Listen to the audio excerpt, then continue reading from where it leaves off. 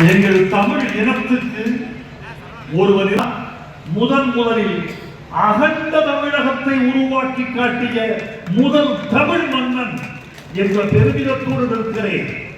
இந்த வளாகத்தில் இருக்கிற போது என் மார்பு பிரிகிறது, என் தோள் திணவெடுக்கிறது. 1000 ஆண்டுகளுக்கு முன்னால் தஞ்சை பெருவுடையார் கோயில் என்று சொல்லப்படும் இந்த பெரிய கோயிலை கட்டிய மாமன்னன், தமிழர்களின் வரலாற்று பெருமன்னன் ராஜராஜனின் திருவுருவச் சிலை கோயிலுக்கு வெளியே இருக்கிறது. அதை அந்த நிலையில் காணும் போதெல்லாம் தமிழ் நெஞ்சங்களில் குருதி கசிகிறது. ஏனென்றால் இந்த ஆலயத்துக்கு மூலமே ராஜராஜ பெருமன்னன் தான். கல்லில்லாத இந்த மாவட்டத்துக்கு குன்னாண்டார் கோயிலிலிருந்து கல் கொண்டு வந்து 2 லட்சம் டன் கற்களை கொண்டு வந்து கோயில் கட்டிய பெருமன்னன் அவன். அவன் சிலையை ஏன் கோயில் வளாகத்துக்குள் நிறுவக்கூடாது என்பது கேள்வி.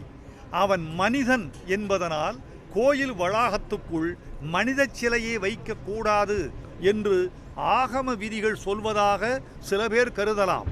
சில பேர் கருதுகிறார்களோ இல்லையோ, ஒன்றிய அரசின் தொல்லியல் துறை அப்படி கருதுமோ என்னவோ தெரியவில்லை. அவர்களுக்கு ஒரு குறிப்பை சொல்ல வேண்டும் என்று ஆசைப்படுகிறேன். மாமன்னன் ராஜராஜன் இந்த ஆலயத்தை கட்டிய போது தேவாரம் பாடிய மூவராகிய அப்பர், சம்பந்தர், சுந்தரர் ஆகிய மூவர் சிலைகளையும் செப்பு திருமேனிகளாக்கி இந்த ஆலயத்துக்குள் வைத்து மனிதர்கள் வணங்கச் செய்தார்.